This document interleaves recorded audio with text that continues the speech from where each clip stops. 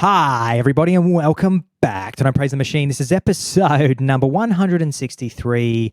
As always, I'm one of your hosts. I go by the name Alexander Hall, and I'm sat in a getting real sunny and summery Berlin, Germany. And as always, I'm sat digitally upstairs from my number one tenured professor of podcasting, who's down there in Melbourne, Australia. He's got to be the one called John Junior Boost Maloney. And John, why don't you start the show by telling everybody what you just spent the last hour and a half doing, plus the last 6 weeks preparing for, so that everybody can know that they're going to get a real treat if they pop over to YouTube. Yeah. If they pop over to YouTube this week.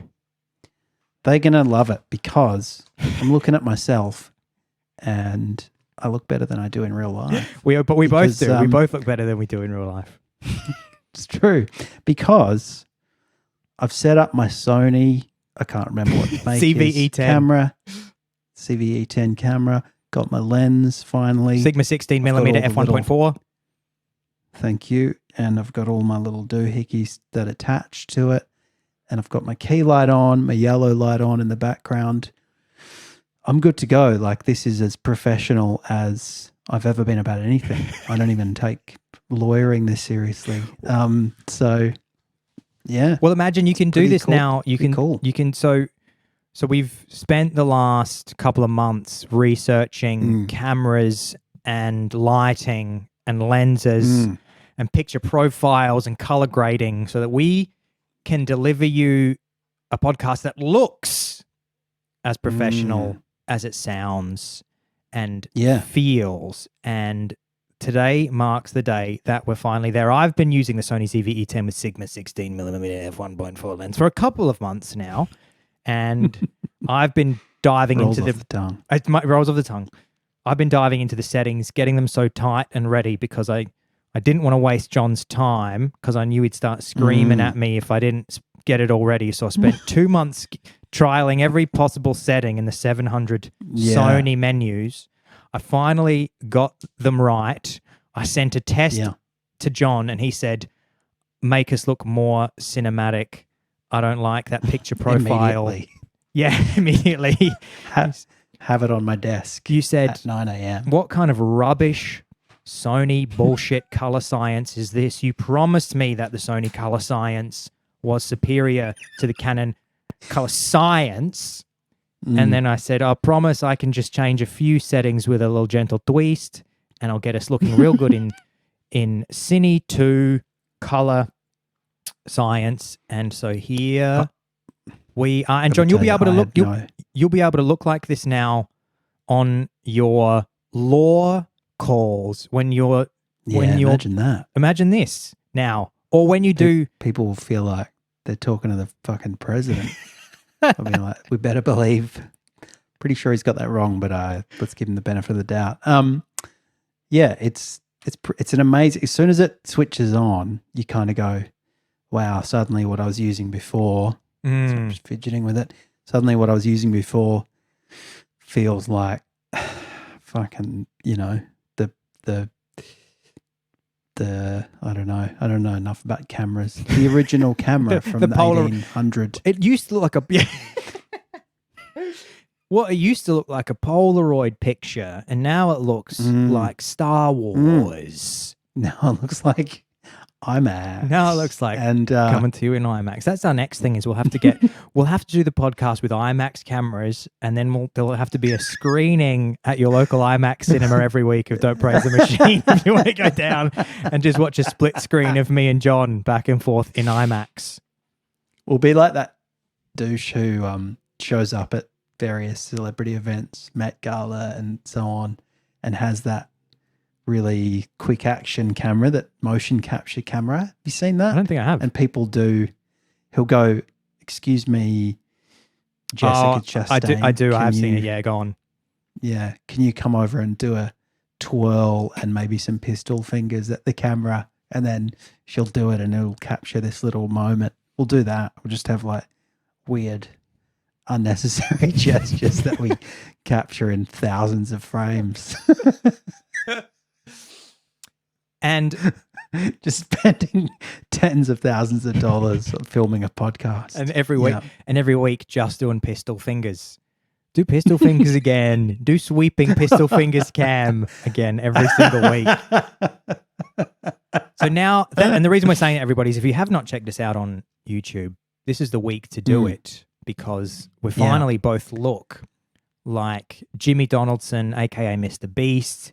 We both look. Throw in your favorite tuber. Who is it? PewDiePie. Yeah. We look better than PewDiePie because actually I've made us look slightly more cinematic for this particular this particular episode. I haven't decided on a look yet for the podcast. John will have to assist me in that. We have to decide whether or not we want to look super cinematic or a little bit more YouTubey. I'll decide, and then I can always decide in post how I want to grade the footage.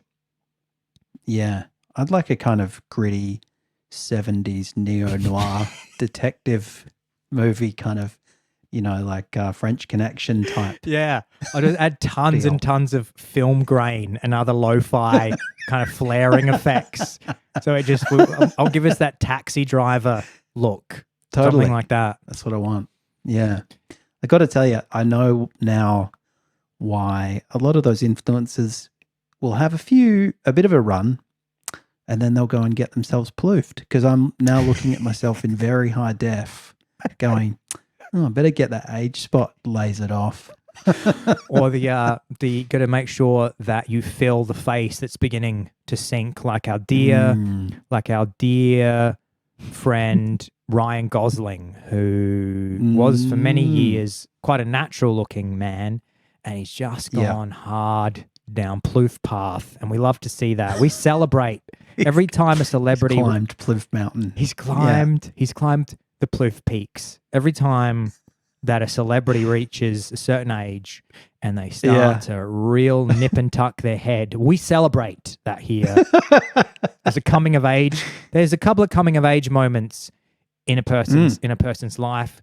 Your first kiss, and then your first injection of filler and Botox is the next thing that comes after kiss. That's right. After kiss. Between kiss and sex comes fillers. That's probably right these days. And I saw him recently in a movie called The Fall Guy, because I was looking for something light and fun to watch with Jacinta midweek. And Mark Commode said, it's pretty good. I don't know why everyone doesn't like it. And I want to go ahead and disagree with you there, Mark. I didn't think it was that good. And tell you exactly why nobody liked it, Mark. You don't need to ask that question again. Right. I'll help you out. Yeah, exactly. It was poorly paced and boring, but it was filmed largely in Sydney, which was kind of fun to see, because I'd just been up to Sydney. So they had a lot of shots of Gozzo, the Goz in Sydney, on a speedboat in front of the Sydney Opera House, and running through various parks in Sydney, because it's it wasn't terrible. It's like a kind of homage to stunt people. So and it's lots of stunts. It's set in Sydney as well, or is it just are there Australians in it? It's set in Australia. Yeah, there are. It is set in Sydney, and there are some Australians in it, and there are a lot of Kiwis in it. I don't think Americans really appreciate the difference. Maybe there are more Kiwis in Sydney than I realised, but like half of the Australian cast were New Zealanders, and I thought, this isn't an accurate representation. Is Paul Hogan in it? Is he painting the Sydney Harbour Bridge? I guess he might have been in the background. I didn't see him, but now, John, are you ready for it? He was coming out of a meeting with the Australian Tax Office again. He was in handcuffs. Now, John, are you ready for a Dutchy's hot tip? Are you ready for this? Can you handle this? Yeah. Are you ready for this? Can you handle this? I'll even go to the effort to I'll bring the sting in right here, which will go, I'm lost. What am I going to do? Is anybody going to need tips? Dutchy's hot tip. Oh, Dutchy, what would we do without you? So there's this. That's better than the sting. Yeah. You're going to absolutely love this. And I'm about to change everybody's world. Here's the Dutchy's hot tip.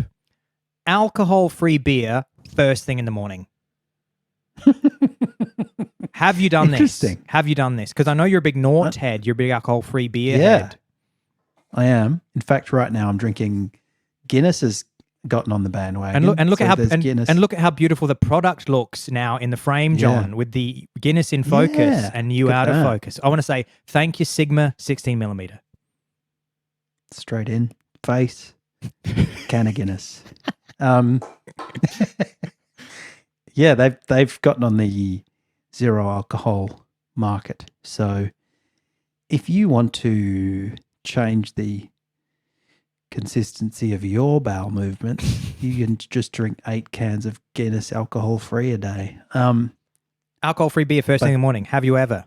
Never. I don't think I have. And you never thought of it? Yeah, it's just like interesting. I think I have thought about it. Like the only time I've thought of anything similar was when I was in a business meeting and or a work meeting, and I was drinking an alcohol-free beer, and I thought this feels a bit subversive, even though it's not, because it's got no booze in it. And I guess that's the vibe of the early morning alcohol-free beer. Well, so the way that I invented this, and I invented it, I'm the first person that's ever done this, if anybody is wondering. Yeah.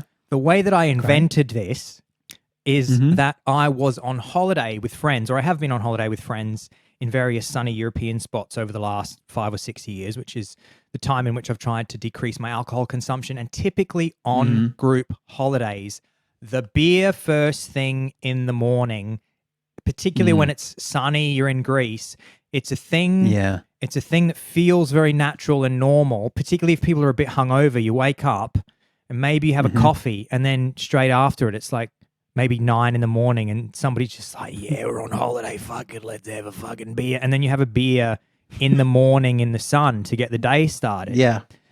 But then when I started to decrease my alcohol consumption, I woke up one morning, I had my coffee on my holiday, and then my brain went, oh, how nice is it having that morning beer on a sunny Mediterranean holiday?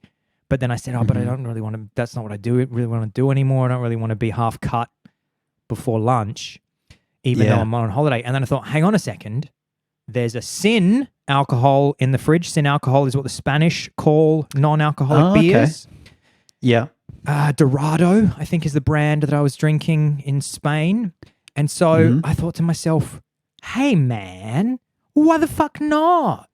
Why the fuck not? And so I reached into the fridge and I took out an alcohol-free beer. This was probably like at 6 a.m. And I walked outside and I just slammed it down fast like a can of Solo that's light on the fizz.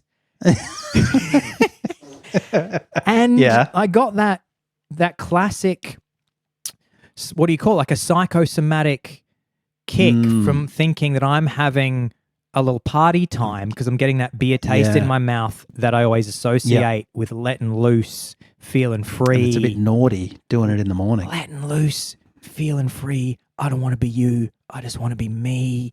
And I tore my shirt wide open, and it just feels and tastes amazing. It's refreshing. It's an adult beverage, no alcohol, and I do it all the time now. So I visited my friend Dom in Barcelona a couple of weeks ago, and I walked. And he was with his dear son Elio and his dear wife Marion.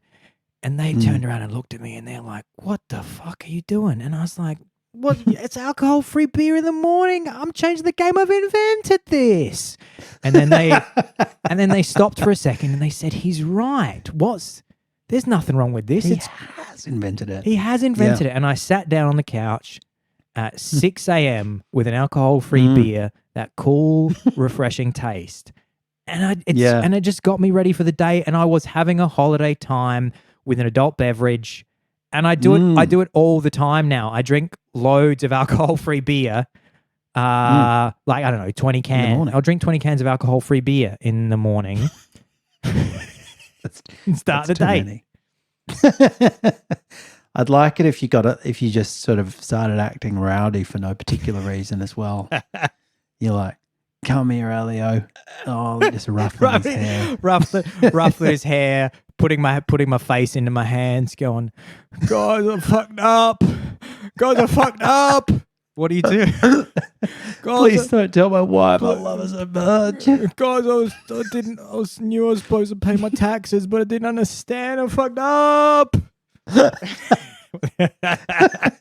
Guys, I'm doing bad.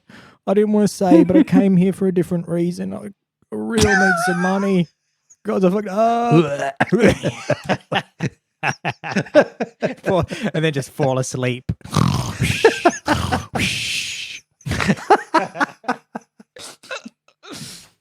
Because why should drunks get to have all the fun? Yeah. If you want to act unacceptably, Exactly. the fact that you're sober is neither here nor there. Because it's not fair that people that have a drinking problem just get to say, "Oh, I did that because I was drunk," and everyone kind of goes, "Oh, yeah, fair enough. He was just like, why can't I do that? Yeah.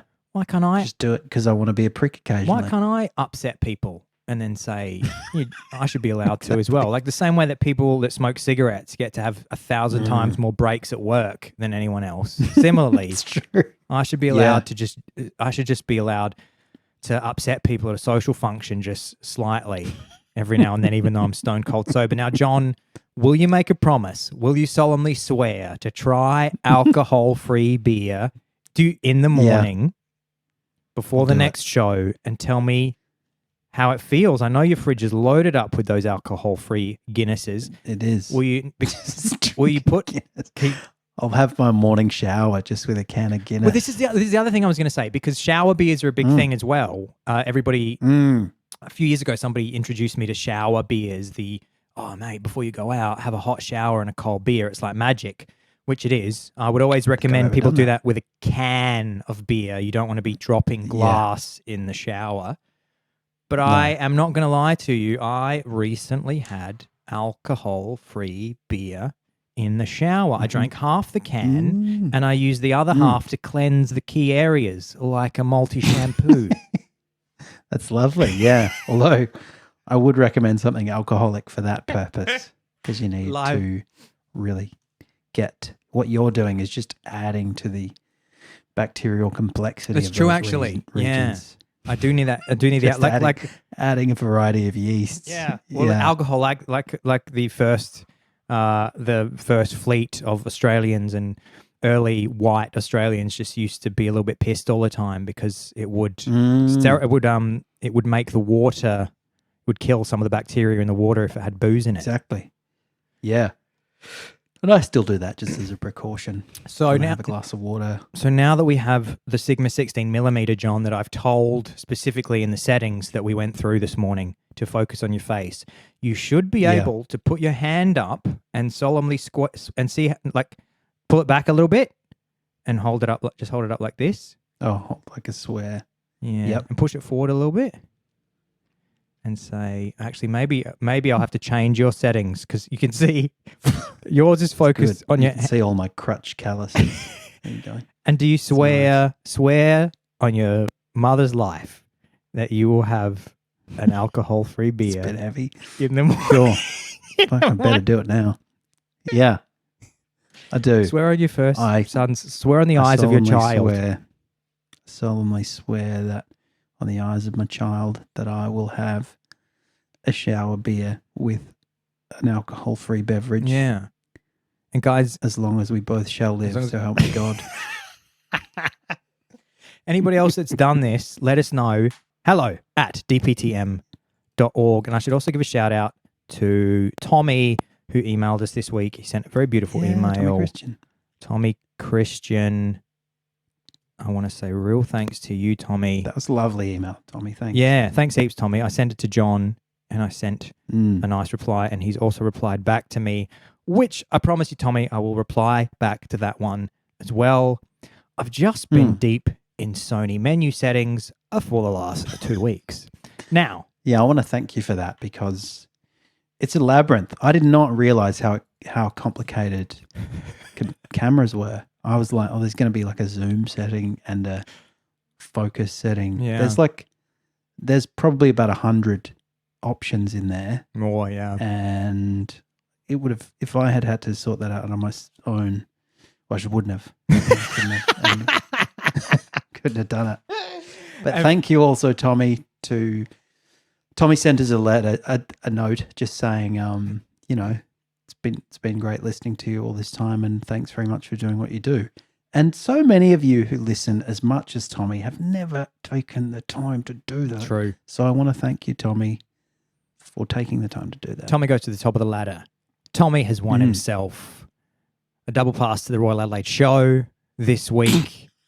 Take your friends, ride the Mad Mouse. You can have a great time. You can have a great time there, Tommy. Tommy, you've got 2 tickets to see Deep Impact starring Morgan Freeman at the Hoyts Academy Cinema in gold class.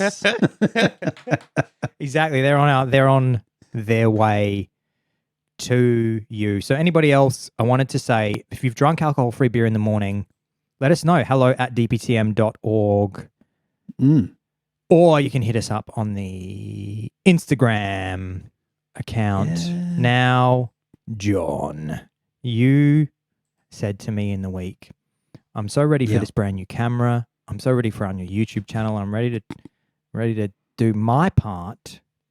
Yeah. So I was looking at something during the week, which I think captures some of the things we love on the show. And that is the portal. Some of you might have heard of the portal and the way that it's unraveled. That's probably the right word to describe how it's progressed. So what it is, it's a structure that was designed by a Lithuanian artist. His name is Benediktas Gilis, and there's 2 of them. One is in New York, one is in Dublin. And each of them has a screen with a diameter of 2.4 meters, and each of them is a big thing. They weigh about 3.5 tons. And so one of them's in New York. It's on the junction of Broadway, 5th Avenue and 23rd Street. And one is in Ireland's capital at the corner of North Earl Street and O'Connell Street at the heart of the city. Anyone who's been to Dublin will know O'Connell Street. That's the kind of big traditional central street. So what they did was, these 2 big screens, is they essentially live streamed crowds of people who were amassing in front of the portal. Let's say in Dublin, they're on O'Connell Street. They're crowding around, looking into this screen, and they can see people doing the same thing in New York, just as the people in New York can see them doing it. So it's this kind of, and it's sort of at face level, so that, you know, you kind of feel as though it is this strange portal that seems to collapse the space between Dublin and New York. That's the idea. You know, it's the kind of, it was described by the organizers as something that was a unique way to, quote, embrace the beauty of global interconnectedness. And boy, did it fall short of that goal. I think in a way that to me is very endearingly human, because one of the things we've talked about on the show, particularly a bit of a predilection of mine, but I think it's a much broader human tendency, is to, within a short while of discovering a new technology, let's say it's a new game or a VR headset or AI, generative AI that can produce text or images, you go, oh yeah, I'll use it for a bit, and then I'll think, what's the most kind of fucked up thing I can make this do? Or like, what's the weirdest misuse of this product that I can think of? You know, can I punch the non-playable character? Yeah. Can I ask ChatGPT a really twisted question and get it to say something that it's not meant to? Can I get Bing to produce with Copilot Designer a really deranged picture, that kind of thing? And this was a kind of real world instantiation of that tendency. So, you know, it started on May 8th, pretty soon, within a couple of days, and partly because, you know, it's in central Dublin and central New York, but I think the area of Dublin in particular was an area where people might be going out at night, they might be walking past this thing pissed, etc. So it was a bit of a time bomb waiting to go off. But very soon, and even during the day, people were using this portal to convey very provocative sort of taunts to each other. So, for example, some of the people in Dublin started to it's a bit dark, actually. I think I know what you're going to say. Go on. Yeah, they started to like hold up their phones with images of the Twin Towers being hit by planes. It's just like the most offensive thing you could show to someone in New York. And then they threw eggs at it, and then they displayed images of swastikas. And then they just started like mooning it, and this OnlyFans model in New York showed her tits, and on it went. And then people in New York were like holding up pictures of potatoes and berating the Irish people and so on. And so it just became this kind of this sort of very quick race to the bottom. And then they suspended it for a time, as I understand it, until they could figure out, well, what do we need? We need to put some guardrails in place. And they were kind of, I don't know, they were expressing their reasons in a fairly mealy-mouthed way that might have made you think, oh, this could be a technical issue. But clearly it was about, this is getting out of hand. It was meant to be this this demonstration unifying of earnest curiosity and mutual respect and interconnectedness. And instead people are just like yelling and showing each other offensive images. In fact, I don't think you can hear anything through it. So you've got to convey everything through gestures and imagery, which adds a layer of fun. And so it was offline for a bit. And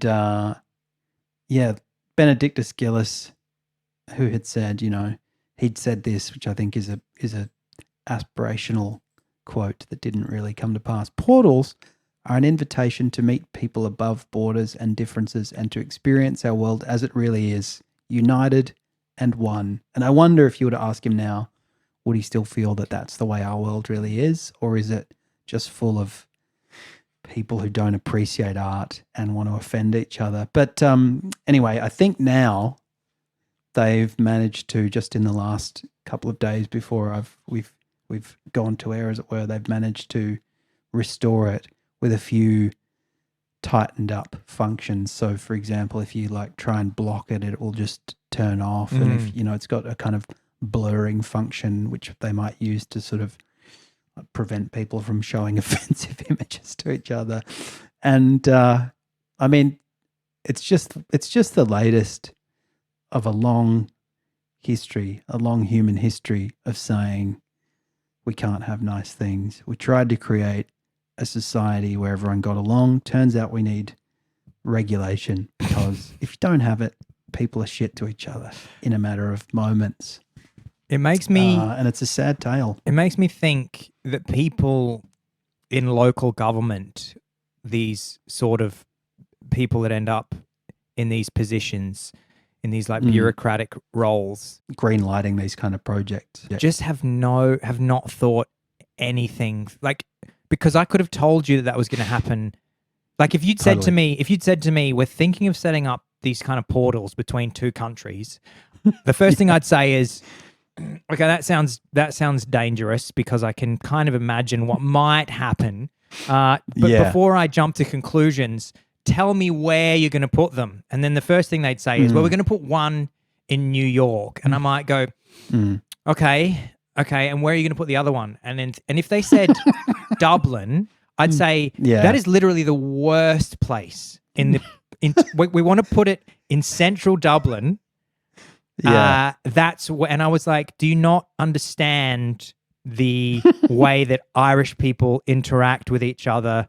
And like, how dumb are you? It's literally the birthplace of like taking the piss out of people and muck raking, getting loaded and just being a dick at other people's expense. I mean, this is the culture that we talk about a lot in Australia, is just having a bit of a laugh and taking the piss out of people. I mean, I definitely wouldn't recommend setting it up in Australia either. That's the exact same thing would happen. You could put it, imagine putting it in Australia. The worst place, the other worst place you could put it would be Australia. Have it between like Australia, I don't know, what's like the layer, put it in fucking Hindley Street in Adelaide and Dublin, Or what's the lariest place in Melbourne, John? Yeah. Yeah, probably King Street where all the strip clubs are and stuff. Yeah, You so could just put have on it King have it on King and you Street just on a get- Saturday night. Just put the portals in the lariest, get- laddiest places that you can Yeah. and Then see you how could that take- goes. You could take your little Irish kid along and you could watch a Melburnian man just pissing in an alleyway for a few minutes, and then someone starting a fight, and then someone hiking their skirt up. It's going to be great. I wouldn't have thought of the Twin Towers thing. That's quite creative to go, what's the absolute most offensive thing that we could show these people? What's the worst thing I can show? I know, it's so fucked up. It's like, look at you down there in fucking New York City. Oh, we got a little picture for you. Hey, look at the screen here. Oh, what's that? Oh, it's what do you think of that? Oh, what do you think of that? Oh, isn't it funny? And aren't we connecting here today? Here right in Dublin. Look at that. Look at the little picture that I have there. The two little towers with little flames coming out of them. You enjoying that down there, are you? Yeah. Yeah, they needed to pick more. Maybe Canadians. They're a good-natured people. Yeah, they would take it. They would take that responsibility more seriously. Yeah, or one of those, like somewhere that enforces militant collectivism might also just be incredibly bland. Just somewhere somewhere where there's very tight control. So somewhere in China, Dubai. Yeah, Just exactly. Put it between you put one end in Singapore, one end in Dubai, and you're not going to have any problems. That's exactly right. Or the other thing to do would just be to put them between two countries that fucking hate each other. And just see how that goes. They're like a kind of like an Indian-Pakistan portal or something like that. Just right where the border is. Just put two portals facing each other. Well, I like having this portal to you every week, John. I like having my own person, even though the portal in Ireland and the United States went wrong. I just want you to know that I really appreciate this portal to you. Where's the Sony ZV-E 10 and 1616 Sony Sigma 16mm f1.4? So there can be. I would trailing off with a series of letters and numbers there. Yeah, I would thank say you for that schmaltzy icing on the splag cake. I love, John, that every once a week I get a positive portal into your heart. Oh. Yeah, I'm not going to be showing you any swastikas, I can tell you that. I might moon. I might give a moon. That's just a symbol of friendship. Particularly with that beautiful new camera, it would really bring out the beautiful flesh tones of your fleshy behind. My key light illuminating every part. John, are you... Every nuance. Every nuance and crevice. Are you ready to hear the latest Gen Z slang word that you might have come across? And I'm wondering... Ooh, yeah. Now, I must just preface this by saying, yes, I understand that to my younger listeners, aka my cousins, they are going to be like, oh, you chuggy fuck, that's been around for a year. Yeah. But John and me, we're a colour chuggy chimpanzees over here. And I bet I wouldn't be surprised if you've heard this, John, but maybe you don't know what it means. So are you familiar? I bet everybody knows. I bet everybody who's young and hip knows what this word's going to be already. John, have you heard the term glazing? Glazing. Yeah, I have. Okay. And can I explain why? Because I actually only heard it probably in the last 1 to 2 weeks. Okay. So late to the party. And I follow a couple of meme accounts. Yes. And they produce, some of their own content as well as reposting stuff. And it's all kind of absurdist humor. And there's a growing practice on one of them at least, probably several, where people talk about glazing in the comments. Mm-hmm.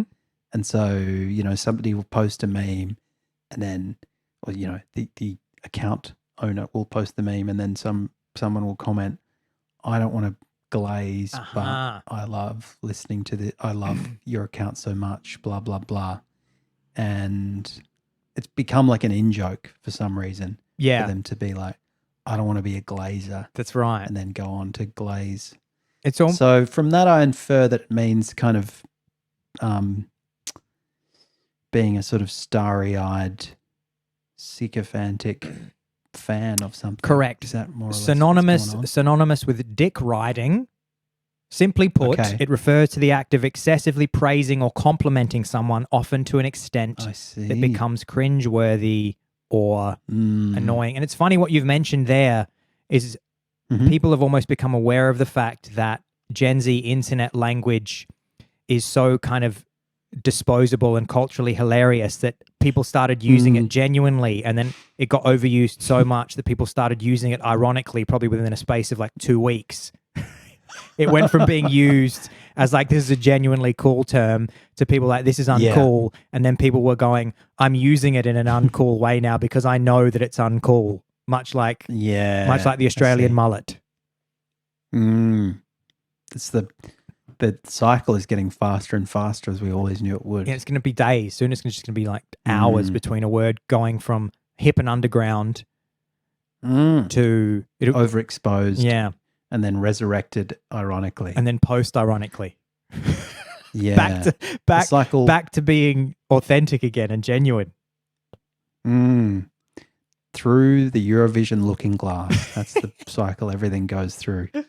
It also it's shit, then it's cool because it's shit, and then people forget that it's shit at all and just think it's cool. I noticed also when I was going through some older episodes and also listening to our own exploration of how language is changing through the internet, through Twitch, through Gen Z. So much of this comes from Twitch now, John. It's crazy. Whenever I look up the etymology of these words, it's almost always a Twitch streamer who starts, which makes me think, as much as I've shat on Twitch, if I get to create language, I'm in. I'll start a Twitch channel and then just come up with my own freaky terms that I've made up. Yeah, get the kids to start using toilet or whatever the fuck they say. Do you know what that is? Do you know what that is? I've got a whole. Don't worry about that because don't worry about that. I've got a whole bit coming up about that in the future. That's on my list for another blog in the coming weeks. I'm so confused about it, and it's one of those things that just the sound of it makes me not want to find out what it is because I'm like, this is something dumb. I can live without that. But I've noticed actually, and I loved teaching this semester. I love my students. I don't know if any of them are listeners because I'm not very forthcoming about the existence of this podcast, although maybe I should be now that the semester's ended. But I do notice when I listen to them at the start of class and how they talk to each other, sometimes there's just telltale signs that they're a new generation, particularly their use of kind of internet influenced language. Like they will be talking to each other and then they will kind of accentuate what they're saying with little phrases that if you were to type them, you would put them in between 2 asterisks. So you would say like, squints. Yeah. And they'll say things like that just as part of the sentence, as though they're still communicating online. And I say, turn those fucking machines off. You say, that better not turn up in an essay or you're getting failed. Exactly. Automatic 0. You use a word that 3 years ago, and I mean, I do as well, but this is just interesting to point out because I think we often talk about these new words coming into, can I say coming into the parlance, John?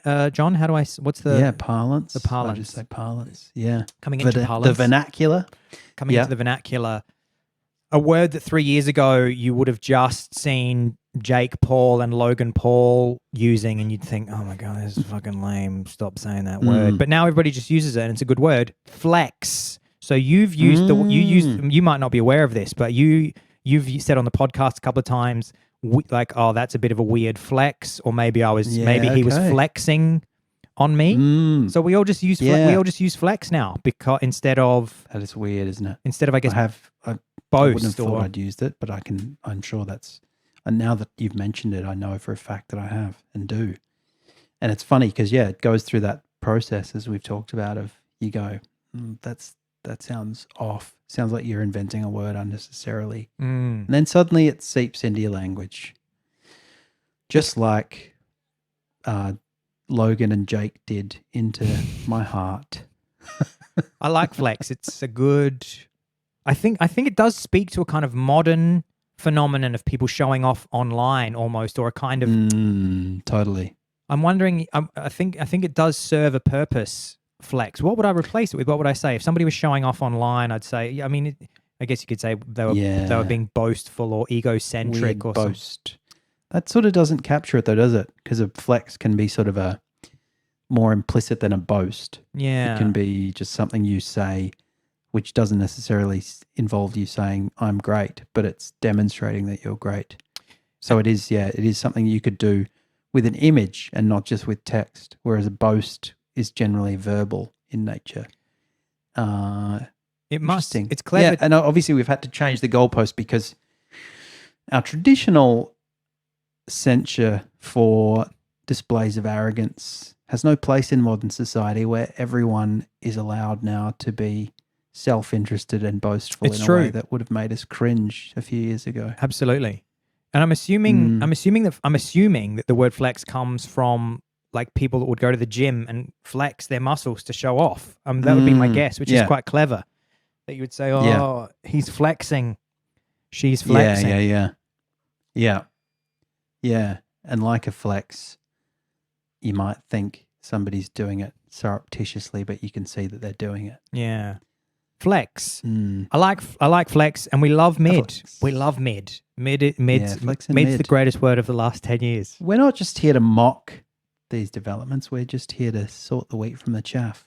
And Skibbity, I'm pretty sure, is chaff. You're going to be...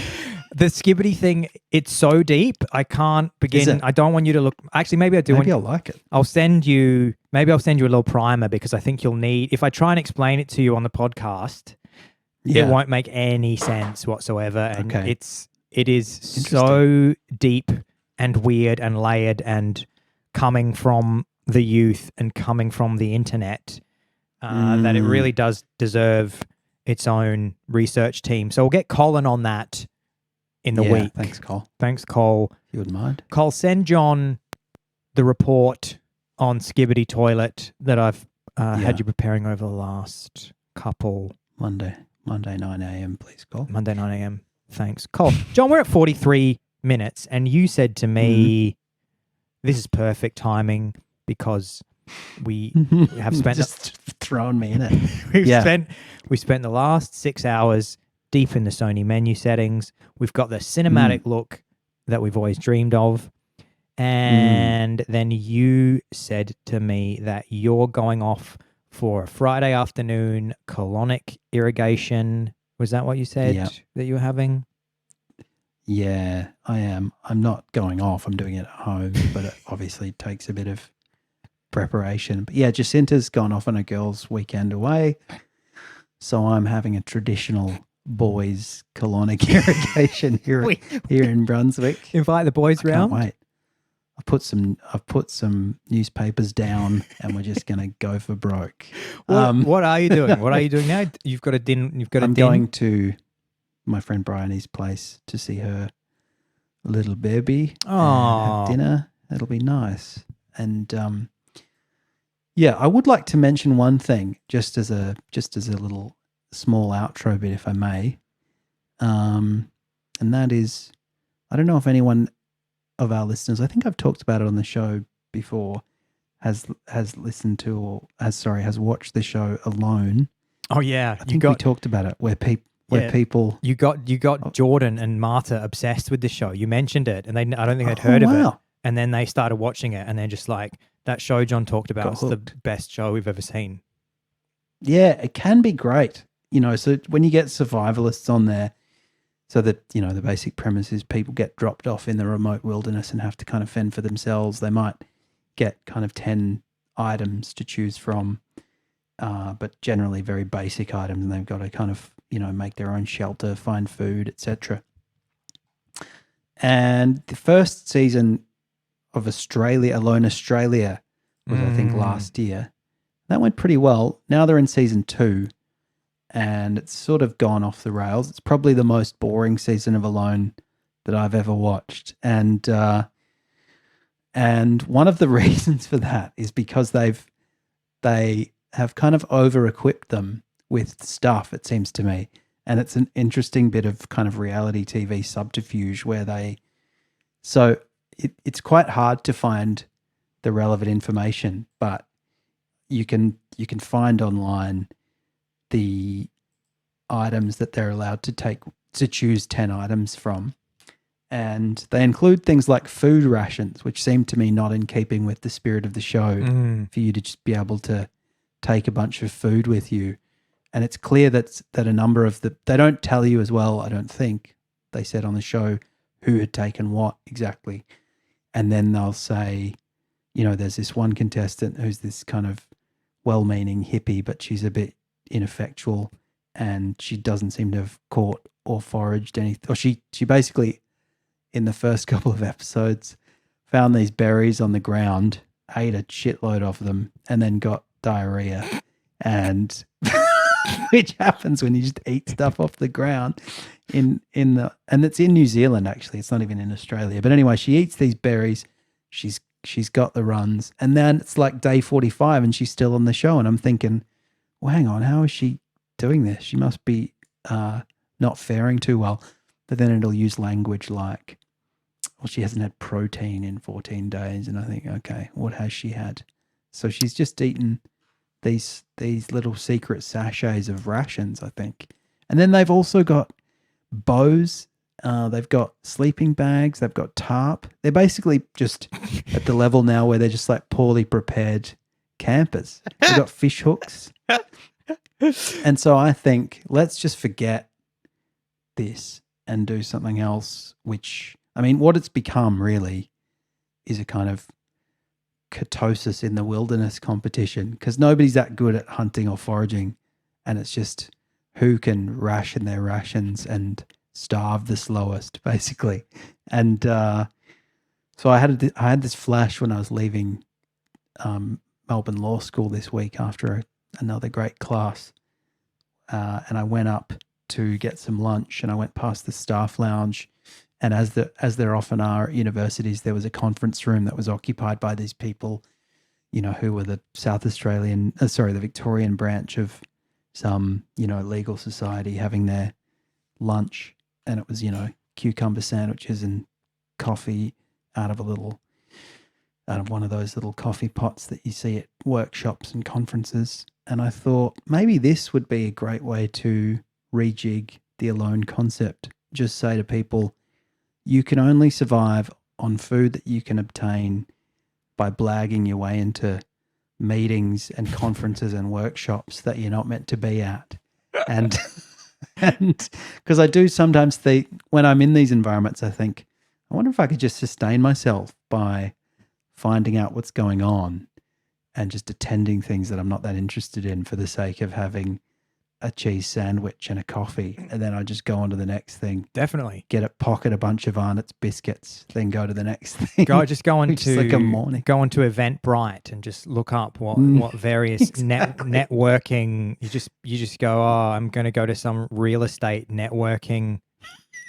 Exactly. Like Friday night real estate, Melbourne real estate networking. Yeah, afternoon, and you'd just be sandwiches. It would just be like that scene from I Think You Should Leave, where everyone else is kind of interested in discussing the substance of what's going on, and I'm just scarfing as much food as I can before I run off. So I don't know. Tell me if you want to take up that challenge. I think we could get something together. We could film the results. We could call it, alone, the workshop series, and just go, it's been 5 days since John's had an egg salad sandwich and now he's found his first egg salad sandwich. And then I'd go, I'm pretty chuffed. It's actually a good one. It's much needed calories. I'm looking at us both, John, and you have I'm concerned that you're looking very beautiful and tan on the screen, and I have a deep ghostly white that I'm usually, when I'm not comparing myself to anybody else, I'm usually pretty comfortable in my own skin. but I'm looking very ghostly and white. I don't know how much of this I can adjust in post, so I'm not sure what's going to happen next. Next week. Next week, what might happen is that my entire screen will just be yellow because I will have adjusted it in post, so you can't tell how ghostly I am. Are you in the sun quite? Are you caked in tan cream? Are you in the sun quite a lot, or is that just your natural hue? I don't think I am really. It's winter it's approaching winter in Melbourne, so there's not a lot of sun to be in. But I do think just from being outside in the warmer months, you take on a natural, slightly browner hue, but you also age at about 3 times the rate of normal human beings. So at least if you're a person who's genetically European, who's found their way to Australia, you can see, I always like to see that first flight back from Europe to Australia. You go, here come the Australians. You can tell because it's a bunch of 30-year-olds who have like crow's feet and age spots. John, do you want to see us out of the episode, and why don't you do another plug for the YouTube channel because you look so sweet and brown. Guys, thank you very much for joining us on this week's episode of Don't Praise the Machine. It's been episode 163. If you want to see my golden brown face, like a perfectly toasted piece of sourdough toast coming at like you. A perfectly toasted piece of toast. Like an anthropomorphic slice of white bread that's been toasted in a beautiful Breville toaster. Why don't you get on YouTube and check out episode 163? I like to just scroll over the different options for episodes and think, who the hell made these amazing thumbnails? And so you can enjoy that. You can watch them, you can share them, you can immerse yourself now in a pretty significant back catalogue of full eps, and also we've got a few shorts for those who think just get to the funny bits. Yeah. Or you can just watch one of the shorts. The YouTube shorts, they have to be 1 minute or less. So if you would just if you don't really want to spend an hour with us each week, then just jump on YouTube and you can just I'm trying to get to the stage where I'm uploading 3 of those a week, so you can just watch 3 extremely tightly edited, like painfully edited things where I've cut out everything that isn't dialogue. So we just go, there's no pause, no breaths. I managed to cram John's entire bit about John Lennon from last week, which was probably, like a 10-minute bit, and I crammed it into a minute, and it's doing quite well on YouTube Shorts. Yeah, there's a few people quibbling with my recollection of the facts, but that's what you get. That's what you get. That's the internet. That's the internet. Yeah. When you've got as much attention as me and John are getting online, you get a whole bunch of sad sacks jumping in. And you do. I mean, the funny thing about the John Lennon one was that we posted it, and then somebody in the comments was like, he was the first guy, because he died obviously, and the bit that we did was about the fact that he was being quite hospitable to not a homeless person. He was being quite hospitable to basically a stalker who turned up on his front lawn. Yeah. And somebody in the comments had just put, he was the first guy to go woke and go broke, basically saying like his hospitality to a homeless person had ended up killing him in the end. Perhaps he was. That's fairly dark. And then somebody else had just written, he's dead and he's still making more money than you, which is just, again, like a weird internet thing where people go, whatever criticism you label of anyone online, somebody will jump in and say, you're just jealous that they may. Yeah. And in the case of John Lennon, like, he's dead. So that's such a weird thing he's still making more money than you in death. I'd rather. Yeah. And also he wasn't like a fucking hustler. Like he wasn't about making money, at least outwardly. Also, totally poking the bear, which I didn't realize, which is like Beatles people are so sensitive. Sticklers. Yeah. But they're just very, sensitive around defending their four Liverpudlian deities.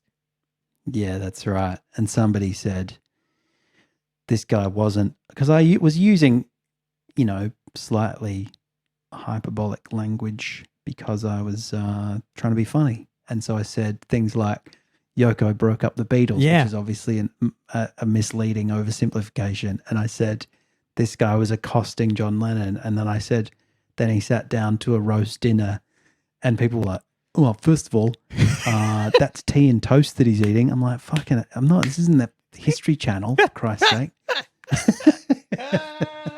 I love those people. I love what life are they living? Yeah. It's like I feel much better about myself because I corrected him on the meal. On the 2-second shot of the guy eating toast and tea. All right, fine, it's tea and toast. Do you want me to cancel the podcast? We want to say thanks so much, everybody. Episode number 163. John's going to go off to his lovely meal, and I have to color correct my pallid, sick face so that I don't look so ghostly and white. If we get closer to the key light, I can real blow myself out. Look at that. I should do the whole cast like this. Hi, everybody. And welcome back to Hi, everybody. It's like recording a manifesto before you do something fucked. This could be the thumbnail. What's happened in the podcast that you're very calm and I'm like this? Screaming at you there. I've got my key light. Don't you fucking love it, me? Thank you so much, everybody. That's been episode number 163. My name's Alexander Holland. As always, I'm sat digitally across from my number 10 professor of podcasting. He's the one called John Mullin. And we can't wait to see you next week. The podcast.